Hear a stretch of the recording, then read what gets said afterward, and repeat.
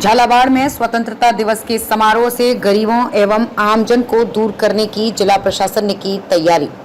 देश के सबसे बड़े राष्ट्रीय महापर्व जिसे 15 अगस्त के दिन स्वतंत्रता दिवस के रूप में मनाते हैं, आमजन को इस दिन का बड़ी बेसब्री से इंतजार रहता है, क्योंकि ये वही दिन था जिस दिन हम गुलामी की बेड़ियों से आजाद होकर खुली हवा में सांस लेने को स्वतंत्र हुए थे।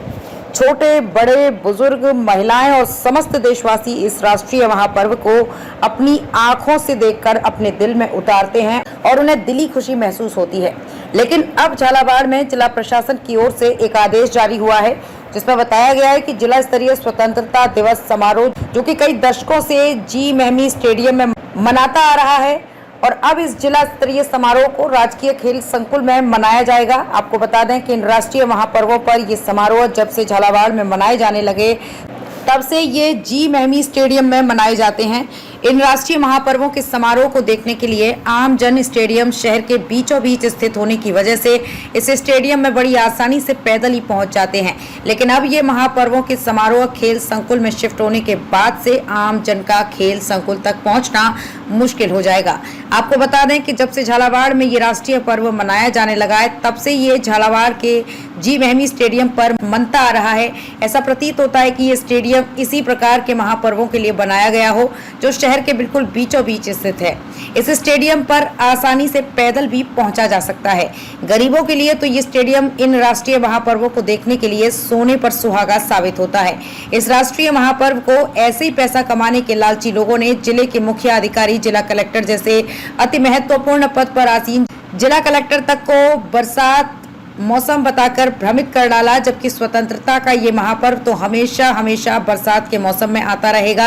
ये कोई नई बात नहीं है। पैसे के लालचियों ने तो सोचा कि नई जगह इस राष्ट्रीय महापर्व को आयोजित करने के लिए अच्छा खासा बजट आवंटित होगा, सभी कार्यक्रमों के स्ट्रक्चर तैयार करने में बड़ा बजट मिलेगा और बरसात के चलते जितना बजट लग सके उतना लगेगा। बाकी तो जो जहां जाना है वहां चला ही जाएगा, जबकि जी मेहमी स्टेडियम में तो सारा स्ट्रक्चर जमाया है। नमस्ते, मैं Javed Iqbal, India live news में आपका स्वागत है। आज हमारे साथ बात करने के लिए हमारे विशेष अतिथि ललित शर्मा, इतिहासकार हमारे साथ हैं। आज इनसे कुछ मुद्दों पर चर्चा करेंगे। ललित जी, झालावाड़ जिला प्रशासन का एक निर्णय आया है, एक डिसीजन उन्होंने लिया है अभी कि स्वतंत्रता दिवस का जो समारोह है वो पिछले कई दशकों से जी मेहमी स्टेडियम में मनाया जाता था। इस बार जिला प्रशासन ने निर्णय लिया है कि इस समारोह को खेल संकुल में मनाया जाएगा। इसको किस तरीके से देखते हैं आप? देखिए, जिला प्रशासन का निर्णय मैंने भी पढ़ा है और कुल मिलाकर बात ये होती है कि लगभग 45 वर्षों से तो मैं परेड ग्राउंड में इस समारोह को देखता हूँ, 15 अगस्त 26 जनवरी। और यहाँ जाने के ऊपर क्या है कि उत्साह का संचार होता है, आम पब्लिक का यहाँ जुड़ाव है, क्योंकि यहाँ से मंगलपुरा पास है, बस स्टैंड पास है और काफी सारी पब्लिक जो राष्ट्रीय पर्व है इसको लेकर के काफी उत्साहित रहती है एक रात पहले से ही, और वो यहाँ पर ही देखना पसंद करती है। आज भी निर्णय लिया जाए, आम निर्णय अगर पब्लिक से लिया जाए तो वो अपने परेड ग्राउंड का ही निर्णय देगी, लेकिन पता नहीं जिला प्रशासन ने किस निर्णय के अंतर्गत या केवल प्रशासनिक अधिकारियों ने ही सोच करके एक मीटिंग करके और खेल संकुल को उसमें चयनित कर दिया। खेल संकुल कितनी दूर है आप बताइए, आप पब्लिक से भी पूछिए। खेल संकुल केवल क्रिकेट का मैदान है, जबकि आरंभ से जो परेड का मैदान है वो पुलिस की कस्टडी में है। वहां परेड होती रही, तो परेड का जो सिस्टम होता है 15 अगस्त 26 जनवरी का, वो वही स्वर्णिम तरीके से लगता है। उसमें एक आभा मंडल होता है, उसमें उत्साह का संचार होता है। प्रशासन ने किस लेकर के इसको, इसके अलावा उन्होंने एक दिन पहले का प्रोग्राम जो स्थानीय भवानी नाट्यशाला हमारी भारत प्रसिद्ध धरोहर है उसकी जगह उन्होंने कॉलेज के पीछे का जो सामुदायिक भवन है वहां पे कर दिया है, तो वहां पे भी जाने का कोई तुक नहीं है। लेकिन प्रशासन ने इसके बारे में कोई आधार नहीं बताया। मैं प्रशासन से और आम पब्लिक से निवेदन करूंगा कि अभी भी 15 दिन का समय है, वो चाहे तो वापस इसको निर्णय करके वापस परेड के मैदान में इस राष्ट्रीय पर्व को हमेशा के लिए आयोजित कर सकती है और भवानी नाट्यशाला में आयोजित कर सकती है, क्योंकि यहाँ पे भवानी नाट्यशाला में बड़ा बाजार पास है, मंगलपुरा पास है, जहाँ की अधिकतर बहन बेटियां परिवार में इकट्ठे हो जाते हैं। और राष्ट्रीय पर्व जो अपने परेड ग्राउंड के मैदान में, वह पूरा बस स्टैंड, गुड़पुरा मोहल्ला है और पुलिस लाइन के पीछे की बात है, पशु चिकित्सालय की बात है, मंगलपुरा पूरा है, वो तुरंत पैदल चलते हुए आ जाते हैं। अब आप मुझे बताइए कि खेल संकुल इतनी दूर है, कौन जाएगा वहां? केवल जवाहर कॉलोनी पास है, वहां तो खंडिया वाले भी नहीं जाते हैं पास में। तो इसको प्रशासन को तुरंत अपना निर्णय लेना चाहिए और आम पब्लिक को भी इस बारे में बोलना चाहिए।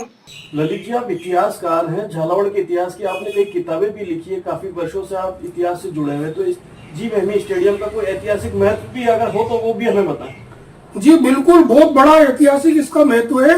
उसको शायद अभी तक प्रशासन जानता नहीं है और आम पब्लिक भी बहुत कम जानती है। जो बुजुर्ग हैं वो जो ज्यादा जानते हैं। दरअसल इसका परेड ग्राउंड का निर्माण जी मेहमी ने करवाया था। उनका पूरा नाम था गुरुमल मेहमी, जो उस समय झालावाड़ के एसपी हुआ करते थे, पंजाब से वो रिलेटेड थे।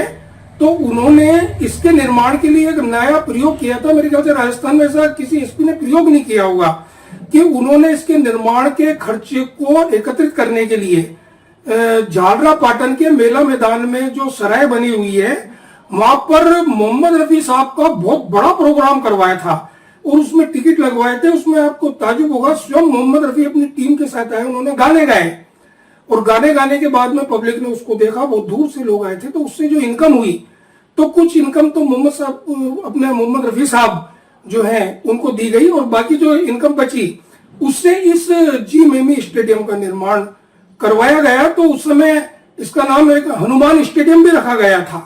फिर बाद में गुरुमल मेहमी स्टेडियम का इसका नाम हुआ।